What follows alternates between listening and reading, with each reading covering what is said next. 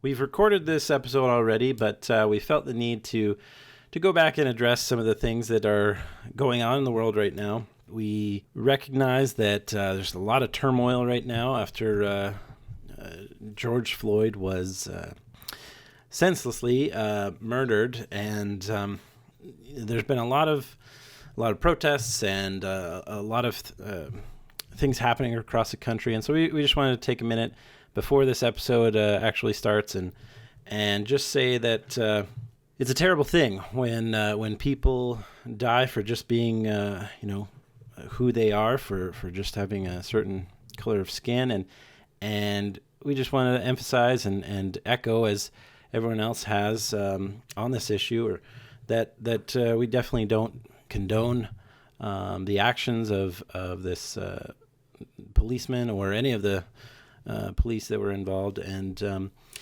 we just want to make sure that everybody out there is aware that it's definitely a critical issue for us to get behind, that we end these police brutality and needless killings, and put an end to racism that can be seen around the country. So Colby or Max, I don't know if you have anything to add, but we just wanted to quickly address that we do recognize that these things are critical, and we do rally behind this cause to bring change to some of the processes and practices that are currently held and practiced by our police departments, because we do want to see that change for the better for everyone in the country, especially those African Americans in the country. Yeah, and I would just say I think moments like these are good for us all to be introspective and reflect on. While I think most people, I would hope, wouldn't consider themselves as racist, but there's certainly a lot of things that we could all do better to help out our fellow citizens, our neighbors, our friends, to ensure that they all have the same opportunities that everyone has, no matter the color of their skin. And so while I think it's been pretty clear in our podcast up to this point that we generally like to focus on more lighthearted issues, I second what Jordan said, that this was too important of an issue to not at least acknowledge. And while I don't think any of us proclaim to be experts on this subject, I think it has been a good eye-opener for all of us, and given us an opportunity to pause and think and reflect on how we can not sit on the sidelines, but how can we be more actively involved in helping those around us, and, as Jordan said, ending racism that we have seen within the U.S. Yeah, having watched the video of what happened with George Floyd, it's atrocious. It's appalling. The police officers deserve to be held responsible. I'm glad that will occur, because that sort of thing is awful and happens, I think, a lot more. This one got a lot of attention, and I don't, however that works within the news cycle, but I think the question of policemen being overly aggressive is something that happens probably more than we see. And so there's definitely some things that can be done, and glad that those officers are being held accountable and charged.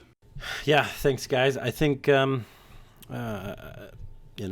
Max mentioned, we didn't plan to make this any sort of political or deep societal issue type of podcast, but we felt the need to quickly address this and just show our support for some of the actions that hopefully take place and changes that can happen to make the country just a safer place, and for everybody of all backgrounds. But thank you for joining us, and on with the rest of the show.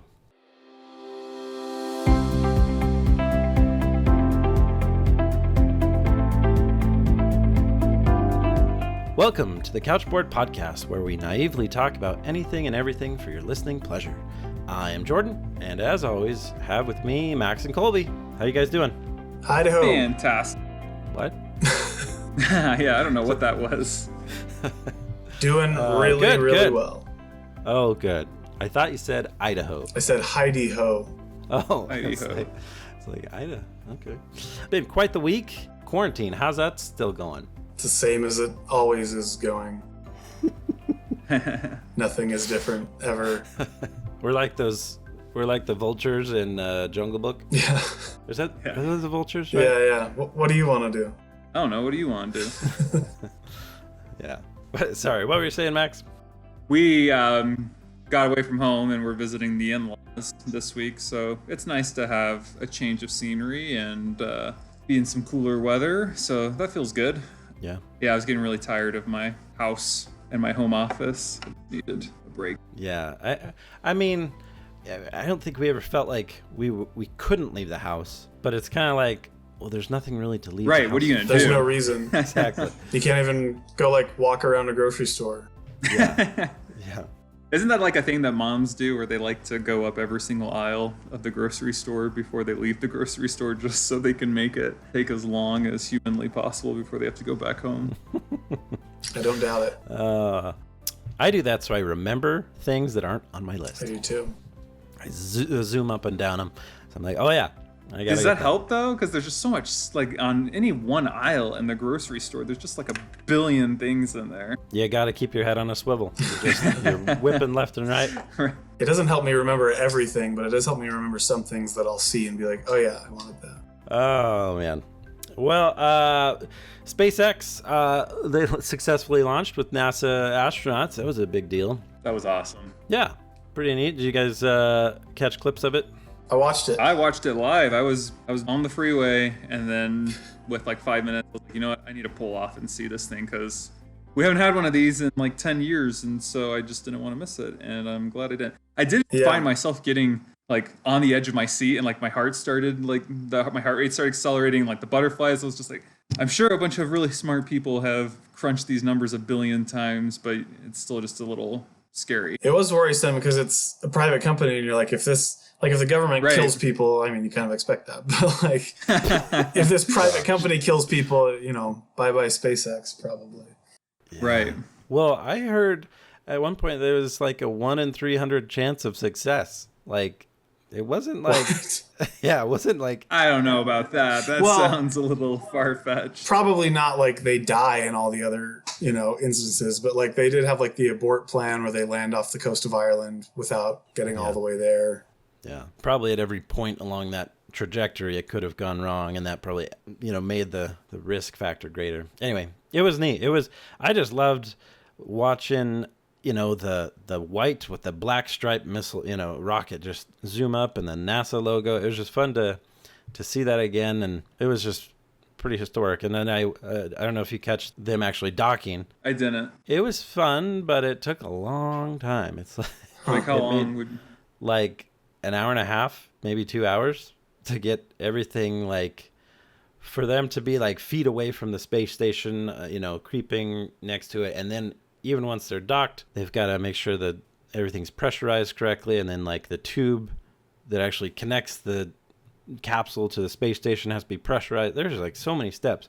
It's funny because I also watched Ad Astra, and like they're kind of so far into the future in that movie that going to the moon is like a vacation, right? It's just so commonplace. It's like, man, we do have a long way to go before we're like commercially like regular people traveling in space. I think like Tom Cruise's movie, I'm sure there's going to be some people here and there, but yeah, commercial flight like that, it's going to be a while before you can zoom to the moon and then hop on a rocket to Mars like he does in the movie. But I was bummed that the doesn't he go to like Neptune? His dad's working like on a space station around Neptune. Yeah, which is insane. Sorry for the spoilers. Yeah, no warning. It's been 6 months. I'm pretty sure they say that he's working on there, like in the pretty early in the movie. I was bummed that I missed the rocket landing in the live feed. It cut out before you saw the rocket land on the drone barge. So that was a bummer. But it was really cool to see like since we haven't put people in space for so long, it's all old school, and like seeing their displays and the space suits, it like looks like sci-fi movies that we've been watching. Like it looks really, intense. Yeah. It almost makes you think like it's not real because of how cool it looks. And you saw like their huge displays and stuff that were super cool and pretty. That was kind of fun. No, I liked it. I was doing some work again on the bunk beds. Still crushing that, but I put on a little documentary of Space Shuttle, the one that looks like a plane. And I mean, there's 5 of them, but they all flew 130, 140 missions or something, which is a ton. So, I mean, we were pretty much close to commercial flight then, but of course we had two disasters with those. So I think that made everybody take a step back and reevaluate. And so after watching that and then seeing this launch, it was just really neat to see it happen again for sure. Anything else exciting going on? I was supposed to run a marathon last weekend. That did not happen. Yeah. And people were teasing me like, "Are you going to go run one out on your own?" I'm like, no. Wait, a full marathon or a half? I signed up for a full. So after I did the half, I was like on a high, and I was like, yeah, let's go. And I think that's almost like what you kind of have to do is you kind of have to be a little bit irrational for a second and then pay the money, and then you're like, well, I'm stuck with this. There's no turning back. So that's kind of what happened. And then COVID rolled around and canceled it. So are you glad or not that it was canceled? Now that you've gotten over that irrational payment. No, I've still been running like pretty far, but I haven't been like marathon training. But I've now run like a few half marathons on my own, but that's about as far as I've like gone since it got canceled. Like I don't think I've gone beyond 13 miles since it was canceled, just because it's hard to motivate yourself to keep torturing yourself for that long. So I haven't had the willpower. But to answer your question, no, I kind of wish it would have happened because I would have done it.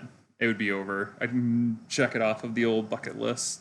I don't know if I don't think I would want to keep doing more marathons in the future, but I definitely want to do one and just get it off the list. No ultra marathons? Well, it's interesting. Someone who I think a lot when I'm running and I'm dying, she was on the Joe Rogan podcast, so you might have seen it. Jordan, have you heard this woman, Courtney Dowalter?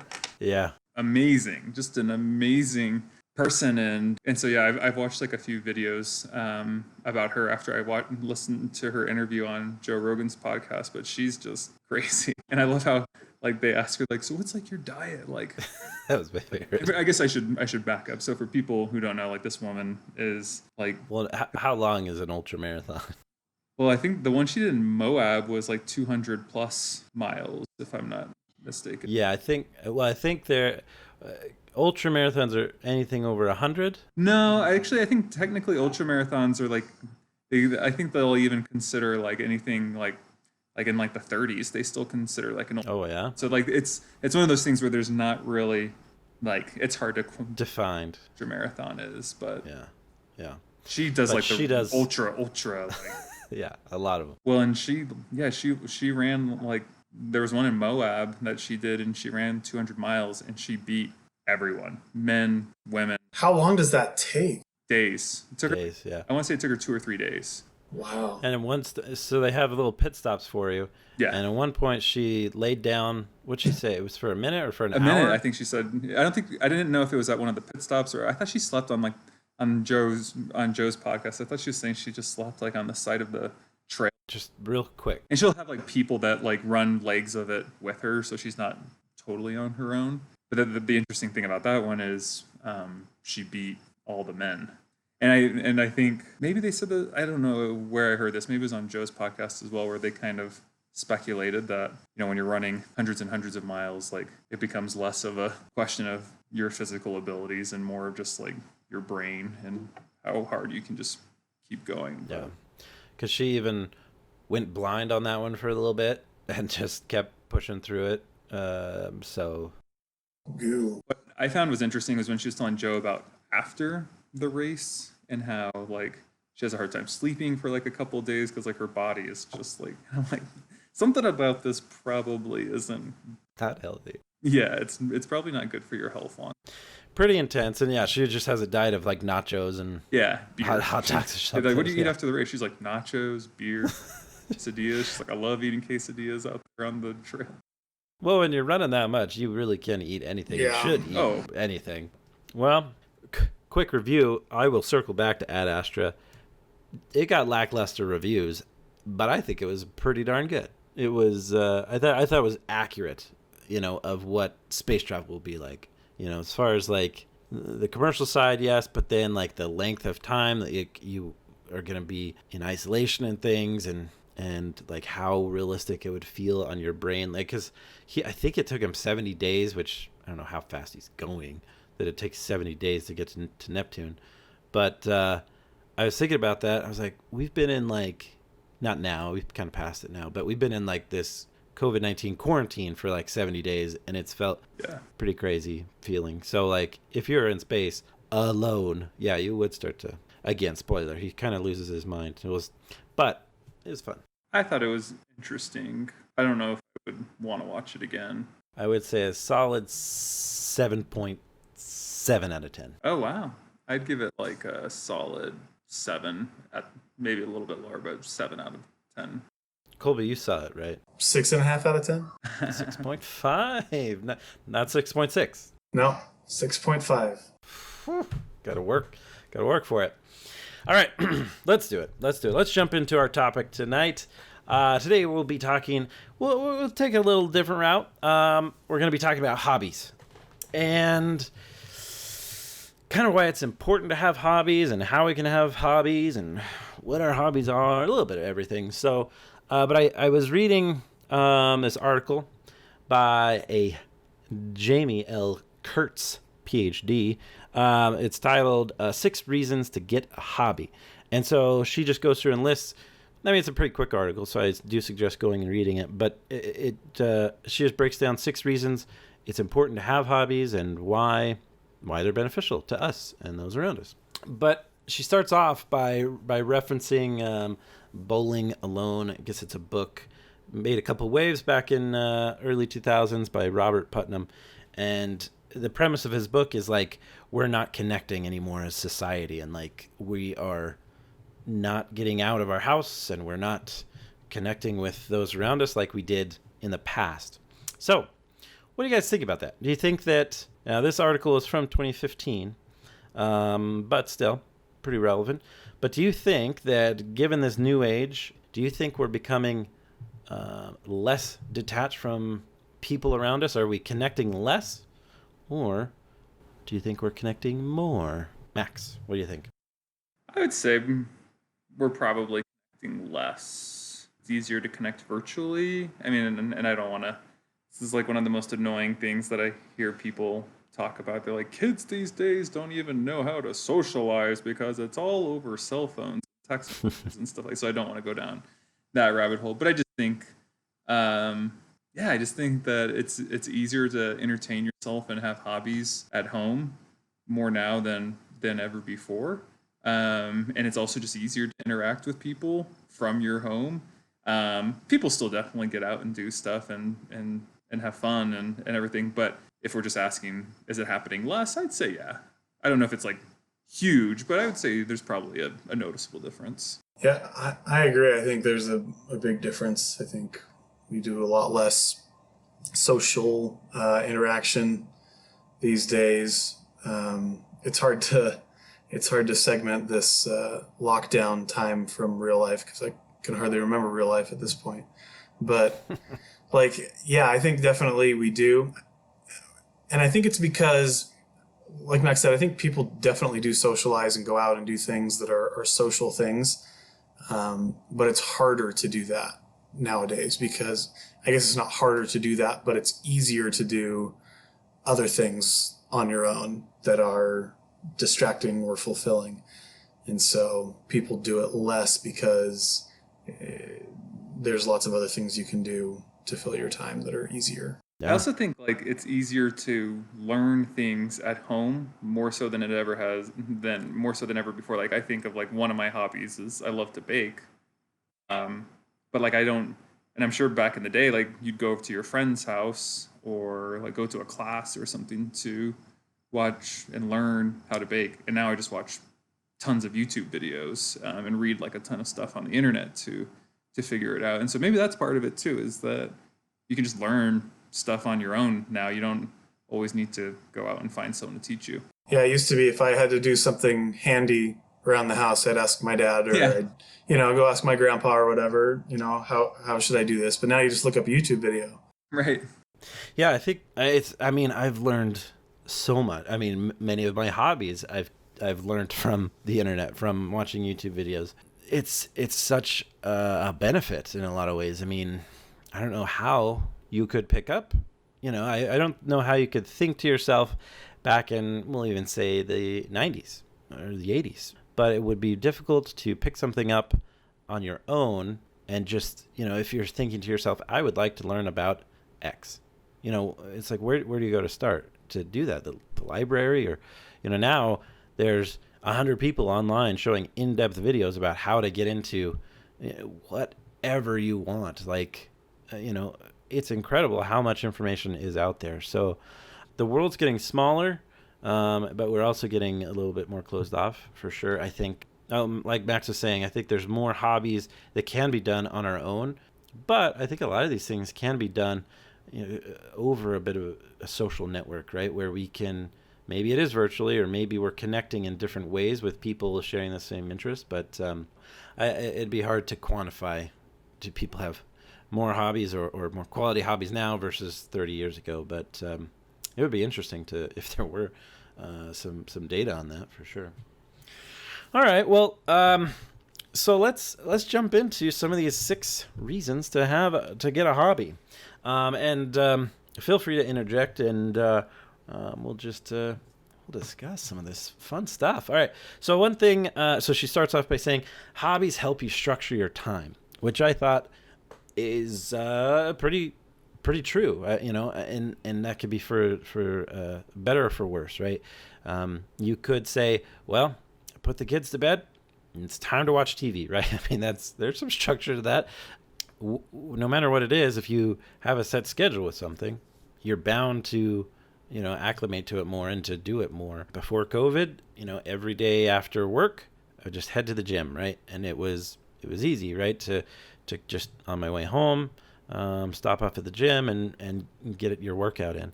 Are there any particular activities like that you guys are doing where you have to stick to a routine? Yeah, no. Simple answer, no. I mean, just because, there's only people to play with on certain days or whatever, but basketball, on Thursday nights you play basketball, and so I look forward to that and structure my time according to that. That's the definition of structure your time. Well, every Thursday night. Well, there it is. Every Tuesday night we podcast. Bingo. I was just going to say, I wouldn't say I would say a lot of my hobbies aren't set in stone to specific days of the week, but there's just for example, I want to go running 3 times a week, or usually on the weekends, whether it be on Saturday or Sunday, I want to bake something. So that's generally how I think about it, but I don't really I think it's good if you can get into a rhythm where you do it on a set day every single day. In fact, I remember at work we had a doctor come visit in the office. I don't even remember why we had a doctor at the office. He's giving us health advice, but he was saying something that people that exercise in the morning are, I can't remember how much % more likely to stick with it versus people that exercise in the evening, which is funny because I only really run or exercise in the evening because I just can't wake up early. But so I think there's some truth to finding a set schedule. I just can't do it. Yeah. I mean, I think what was interesting was Dr. Kurtz. She calls out Parkinson's law, which says basically that whatever you're working on, whatever task or project you're working on, it will take however much time that you give it, right? So if you just say, I've got until 2:00 to finish this task, then you're going to buckle down and you're going to get it done. But if you say, hey, I'm going to take the rest of the week to do this, you're going to take the rest of the week to do it. That's funny. And I think that's very true, because even if it's a simple task, you can, get 50% of the way done and then think, oh, well, I could make it better this way, right? Or I could, do this and this, if you're not bounding your time. So as we, I think if we kind of schedule ourselves, it helps us to limit some of those other activities going on in our lives, for better or for worse, right? But hobbies also help promote flow. And this is kind of with, what was I going to say with this one? I don't know. What did she say? I didn't read the article, if I'm being honest. You didn't do the reading? I did not do the reading. I'm a slacker. Did you read it, Colby? Sorry, guys. I read it. Sorry, guys. Well, Colby, what's your take on promoting flow? First of all, if you look in the article at Promoting Flow, she quotes another scientist. I dare you to say that last name. I know, right? Yeah, it's impossible. CSIKZENTMIHALYI. Oh my gosh. Yeah, it's insanity.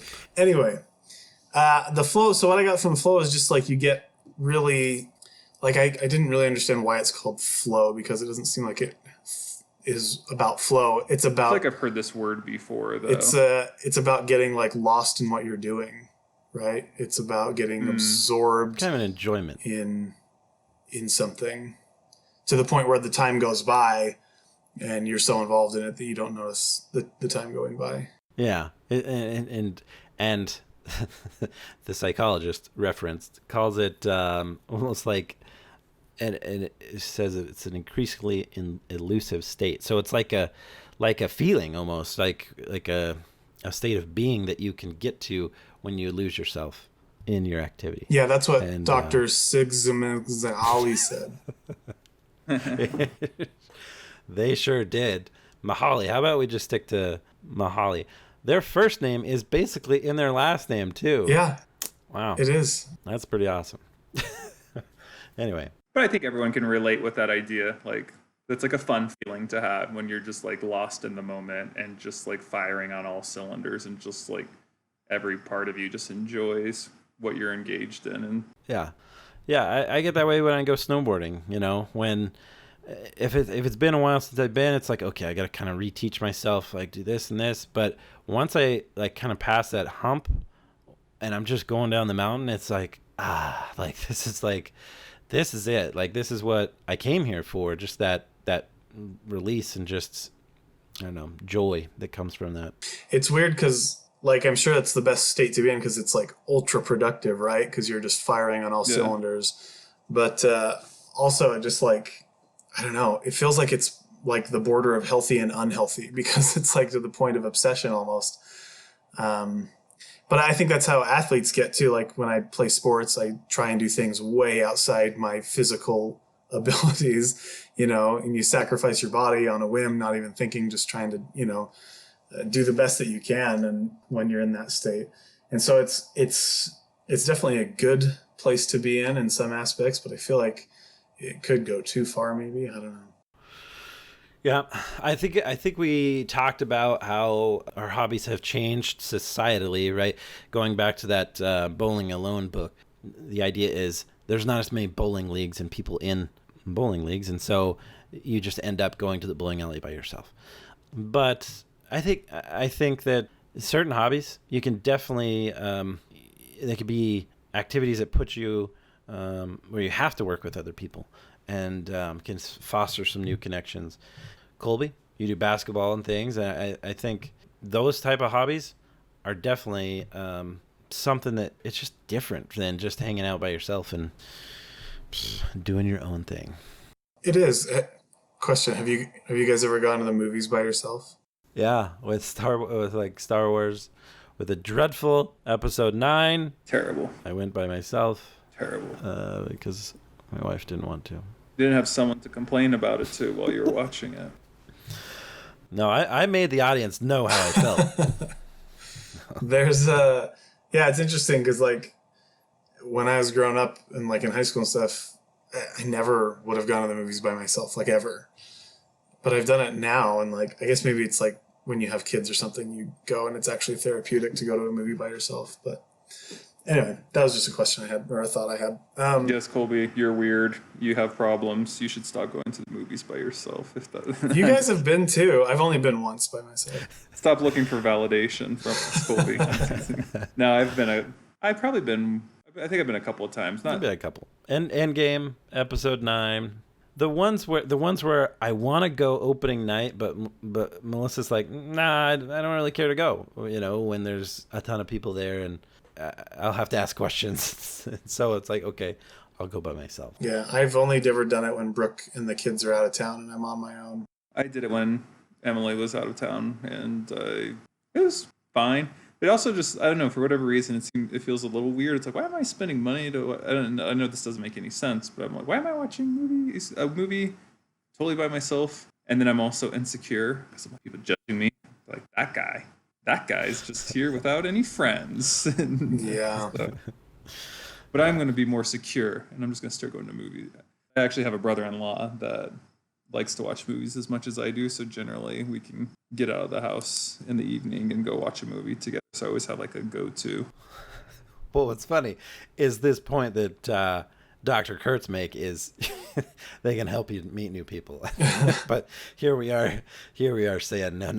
Going in the opposite direction. We're going to isolate. Yeah. Well, it's true though. I think like hobbies do really facilitate like different and better relationships with people, because it gives you something else to talk about. Like I think about, like I will post like when I bake something on Instagram, and I have like a ton of people that will like reach out to me and ask me questions or like comment on it, and then like we'll just like stay in touch on like baking stuff. Or like I even think at my church there's a guy who was also training for a marathon. His also got canceled. He's like, since my marathon got canceled, I'm thinking about like getting into cycling. And he's like, do you want to like go cycling with me? I don't know. So I just think like it's a very natural way to build new friendships and relationships with people. Better relationships too.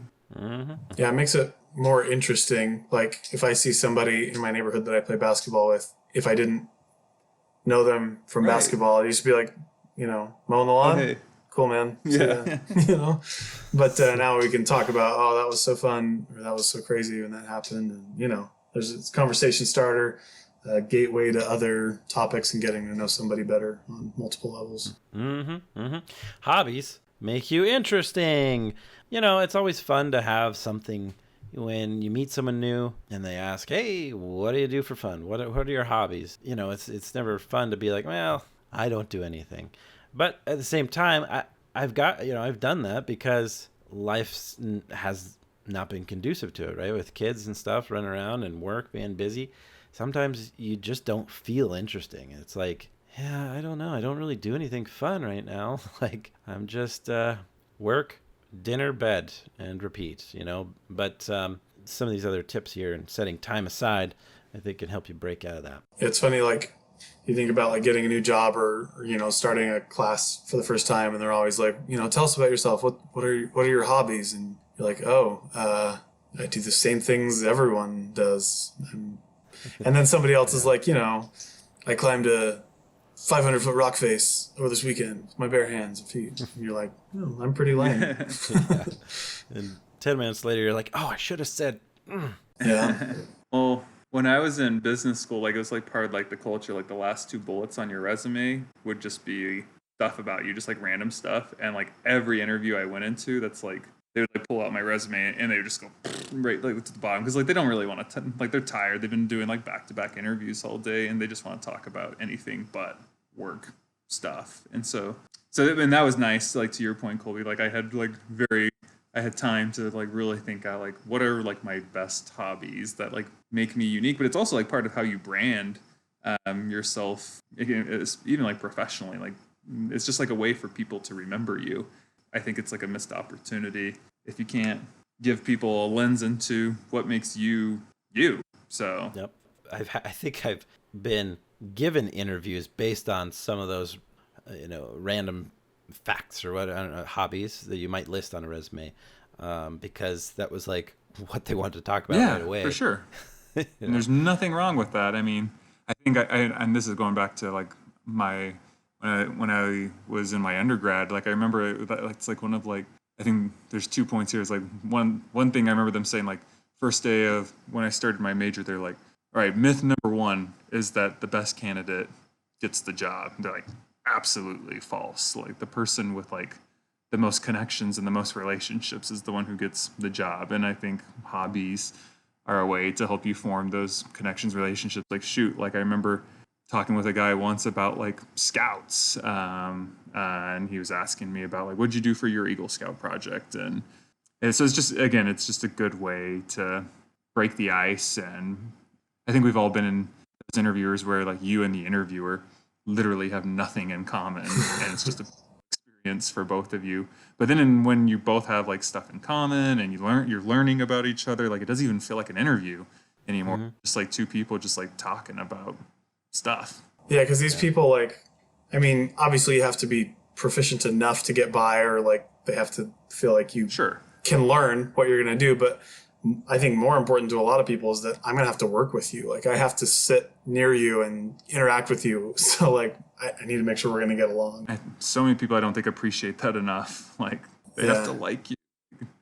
We have to know that person in the office that no one can stand, and we don't need more of those. So don't be that person. Let's run them out of town. Get out of here. No, hobbies make you interesting. And I mean, it's fun, you know, to be able to come back from a weekend or whatever and just, you know, be able to just have some water cooler chat about, you know, what you did that weekend. And next, hobbies help you cope with stress. I think that's pretty true. I think some hobbies create stress. I've been there. One thing I like to do, I've got an old truck and it keeps running. And so I keep putting a couple $100 into it every couple months to repair something. But I like doing it. It's fun. But again, going back to YouTube, I learn everything about repairing cars on YouTube.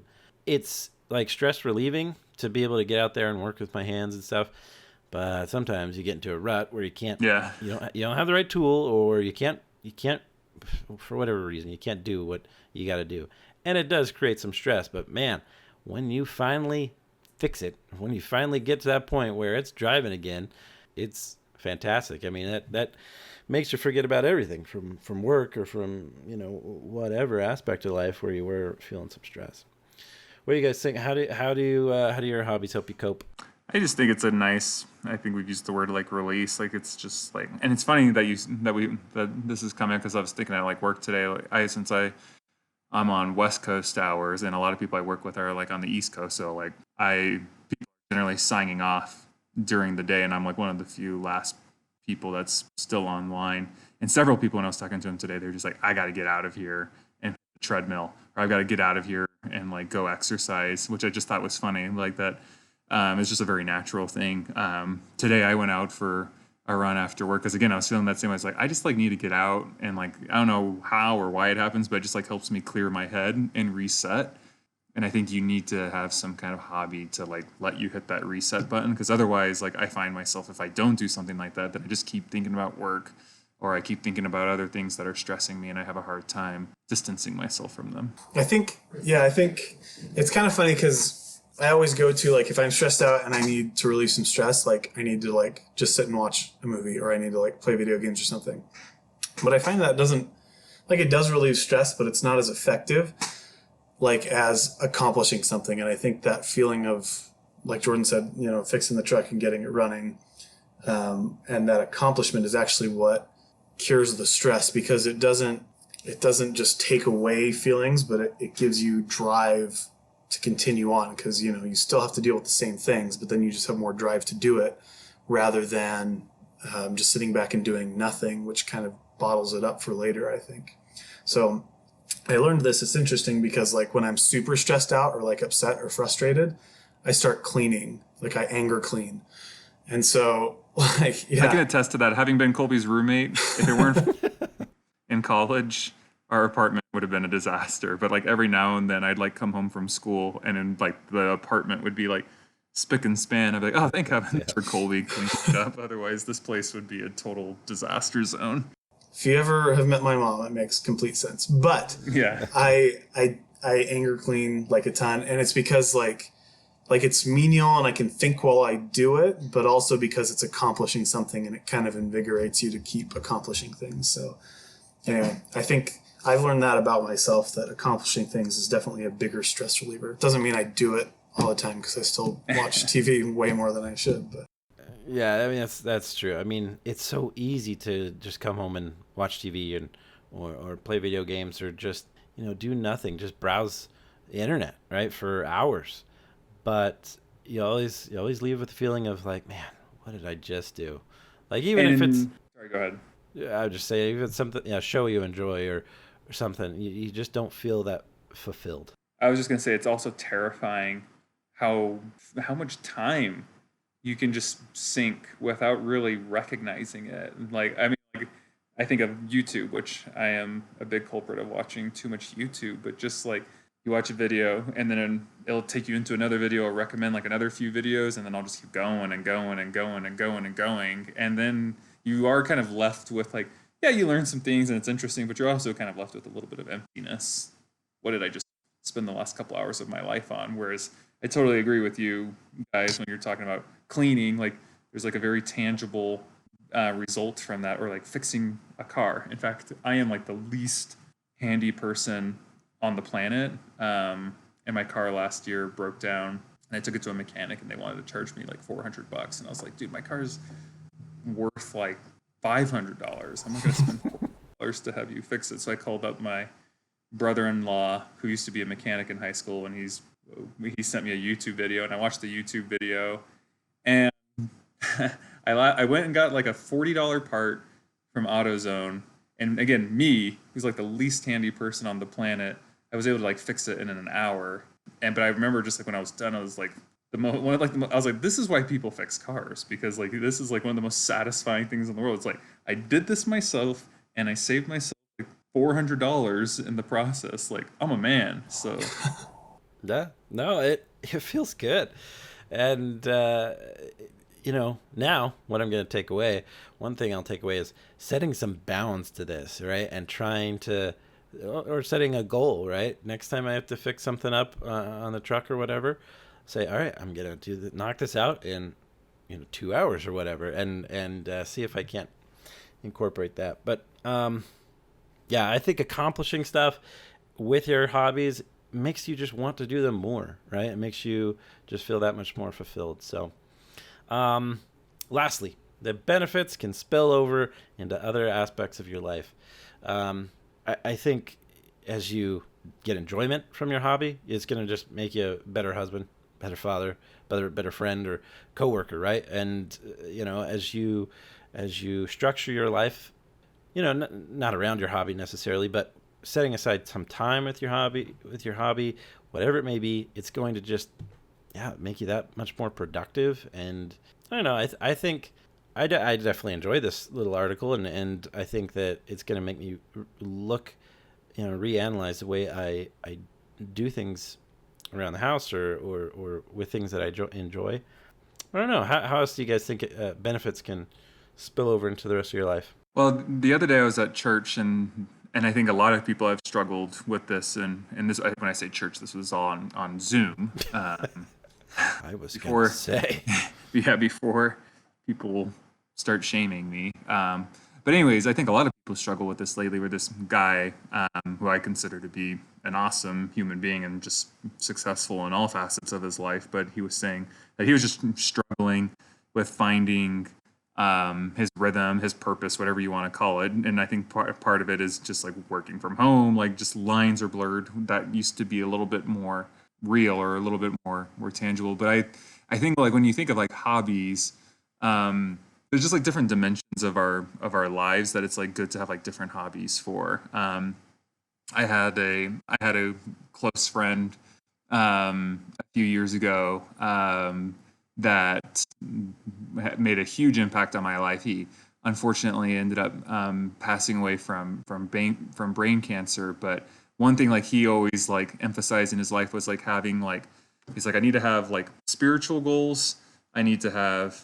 intellectual goals, I need to have physical goals, and I need to have like social goals. And I think as I get older, like I appreciate more and more like the importance of that. Like it's like one, like I find like that if I'm only focused on work, or like maybe like that'd be like my intellectual goals, or if I'm only focused on like running or like fitness or something like that, like other things get out of whack and out of balance in our lives. And so I think, yeah, I just think goals slash hobbies, or just like making progress in your life, is such a good way to like keep yourself centered and keep yourself happy with where you're currently at. Yeah, I agree. I've had multiple times in my life where you get like so involved in one thing, right, and start neglecting other things. And so if you have well-rounded hobbies, I agree, it pulls you back kind of to the center, so you don't get too obsessed with one thing, you know. I also think like good hobbies teach you good skills, right? And so you're just improving, like working on the truck. You're learning a good, a marketable skill even. And so I think just being well-rounded and getting as much know-how and education as you can is a good thing. And even doing something like playing a sport, you know, is improving your health and your hand-eye coordination. And there's always secondary benefits that go with good hobbies. I mean, there's even secondary benefits that go with, you know, watching occasional amounts of TV or playing video games. Mm-hmm. It's just when they overpower and you focus on one thing, that's when it becomes not as good. Yep, definitely. I mean, I think all things in moderation, right? I think you know, there's nothing wrong with little video games here and there. Nothing wrong with, you know, a little binging of TV, but having a you know, a hobby that you try and put some time aside for, I think it does just bring that much more enjoyment out of life. You know, it helps you kind of keep learning, keep progressing in life. And there's a last quote from the article, says, the quote, "I'm too busy has become a badge of honor, a sign of virtue and importance. We have done a bang-up job of convincing ourselves that we're super busy. Don't buy into it. You have time for a hobby or two." I think it's really true. I think even if you think that your life is, you know, the same thing every day, that you just don't have time, I'm sure there's one, you know, something that you can come up with, even if it's like far-fetched, you know, like I would like to, they say beekeeping, right? I mean, that sounds interesting, but how do you get started? Well, you just start reading about it and see, you know, what it takes and how you purchase a hive or whatever. Like, there's steps you can take to achieving those goals and having those hobbies become a part of your life. So I'm going to do the same thing. Just try and set time aside with a new hobby, something that, something we can, I don't know, that I could focus my time on and enjoy and learn from. I don't know. I didn't mean for this to be like a self-help podcast today, but I feel like it's turned into that. But I don't know. Any parting words, guys? No, I think we've kind of said it all. And yeah, I hope it doesn't come off as preachy, because we're definitely not perfect, but we definitely are less effective individuals than a lot of people out there. But yeah, I think these are good steps and good things to think about, and it's helped me kind of reevaluate where I am in doing these things, and hopefully I can be more productive, and in the process, you know, be less stressed as I accomplish things. One of the things I do, or that I like to do, is I like to just write like short stories or whatever, and I don't get around to doing it, or I don't get around, like I'll write like a page or two and then I'll stop because it starts getting hard and I don't want to put any more time into it or whatever. And so yeah, I think that going for that feeling of accomplishment is going to improve that hobby that I have and make me better at it, and probably make me enjoy it more. So achieve that flow, Colby. Get to the flow. Yep. I am going to get preachy here at the end, because that quote that you just read, Jordan, like I could not agree with it more. Like one of my biggest pet peeves, and I don't even know why people do this, but people do it. It's like, I'll like mention like, oh, like I went to like the movies, like, oh, I wish I had time to go to the movies. It's just like, who are you? Like, it's almost like kind of insulting. I don't know, maybe I'm taking it the wrong way, but it's like, I'm busier than you. It must be nice to like have so much extra time on your hands where you can go to the movies. But it's like, there's always time. Like we can always find time to do things. It's just whether or not you're going to make it a priority in your life to see it through. So I totally agree with that quote. Like we all have time to have a couple hobbies in our life. We all have the same amount of time, right? Some people That's are also true. people are doing these things. We're not. What's the difference? We're all given the same amount of time in a day. And obviously other people, some people have different obligations and that sort of thing. But I think what Max said is dead on. It's all about your priorities. I mean, everybody eats during the day because it's a priority. You can make time for things if you make it a priority. Yeah. And I think like in my current job, when I got hired with a bunch of other people, and like when they had us in orientation, like I don't even know how this came up. They had like someone like giving us like, I don't even remember how it came up. Like, they were having like that thing, like they're like, everyone like stand up like if you do this or if you don't do this. And like one of the questions they asked, like stand up like if you consistently always get 8 hours of sleep every night. And there's only like one person in the room that stood up to that, which again, like maybe you don't actually need 8 hours of sleep, whatever, that's besides the point. But I was like, come on, kudos to her for, because that does take discipline, like I think like you shut the book, you turn off the TV, you turn off your phone or something, and like you make like a conscious decision, like I will be in bed by this time. And it's just she made it a priority. Kudos to her. And I think there's just a lot of decisions like that need to be made in our lives, and easier said than done.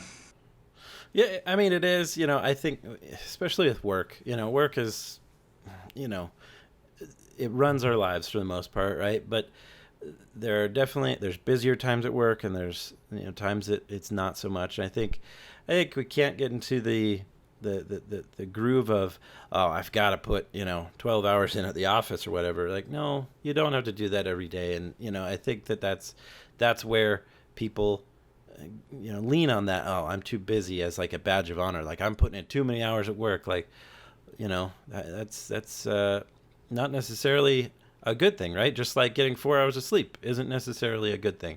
It's not a good thing at all. It definitely needs 7 to 9 hours of sleep. So, well, and you've get also, them. Oh, sorry, keep going, Jordan. Not that I get that many hours of sleep, but you need that many. Yeah, and what you were just saying about work, like, I think you also have to like think about where are you spending your time, and like what's it going to get you in the long run. Like I sometimes look at people at work that just work insane hours and that are kind of like caught up in like this fascination / thrill with like climbing the corporate ladder. And I kind of just like sometimes when I'm like, what, like when you retire, no one that you talk with like at the golf course or whatever will care what your title was, like what you were, like no one cares, like, or your family, right? Or your family, like just like people. Most like outside of like once your career is over, like it's over. And we've all heard that quotes like, like I think anyone like regrets like spending less time away from, some people maybe don't need that advice, but like more often than not, like people could benefit from spending less time on work and more time with family and friends and hobbies and invest in themselves. Yeah, because you're working hard to impress your work peers, but after you stop working, those aren't your peers anymore. Those aren't your most valuable and certainly we all have like great relationships with some of our colleagues or something like that, but like those probably won't, for most of us, probably won't be our most important relationships for the rest of our lives. But you're totally right, Colby. It's like impressing people that aren't really the most important people in your life.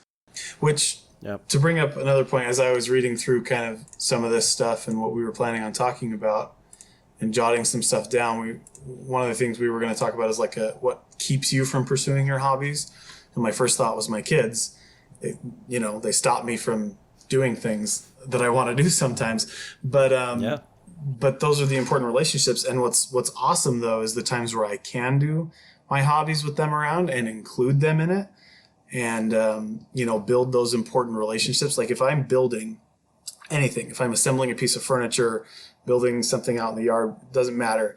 My oldest son is right there because he absolutely loves building things, and so to be able to include him in those projects and, teach him as we go and build that relationship, doing something we both like to do is awesome. And so hobbies, I think, are great that way to improve those relationships in our lives that are important if we include other people in them. Yeah. And I would say, I think our generation, just circling back to kind of what we started off talking about, I think our generation is less inclined to the to the 60-hour work weeks. I think they, I think I've seen surveys of them saying, I'll be fine with, 30 or 35-hour work week. That's fine, because I'd rather have that extra time off and enjoy life, enjoy experiences more. I think that, obviously we have to work to earn money so we can pursue, some more joyful things in life. But it definitely has to be a balance. And I think I suggest to read this article. It's quick, it's fun, and it does make you think about where you're at in your life and what's truly important and what how you can seek some more joy out of life. So definitely encourage everybody, get out there and kill it by finding a new hobby and diving right in. That is a podcast. Appreciate it. Hopefully everyone's stuck with us. Hope everyone's inspired. Not annoyed by now that we've led this seminar. These three guys who barely have their lives in order trying to tell us how to live our lives. You can be annoyed. Tell us what we can do better. Help us. Yeah. Or look, if you want to have another philosophical topic like this, tell us what it should be. Definitely happy to embrace that. But if you don't, we'll just hang up podcasting and be self-help gurus. I think we found our life coaches. Maybe that's the feedback someone's going to give us. Get a new hobby, guys. Time not well spent for you. Don't quit your day jobs. On your flow. Yeah. All right. Well, appreciate you. That was a fun time. Get out there and like, subscribe, rate, and review. You can find us anywhere podcasts can be found. Find us on Twitter, Instagram, Facebook, all at The Couchboard. Email us with next topics you'd like us to dive into at thecouchboard@gmail.com. All right, that is it for tonight. Thank you. Have a good one. Thank you.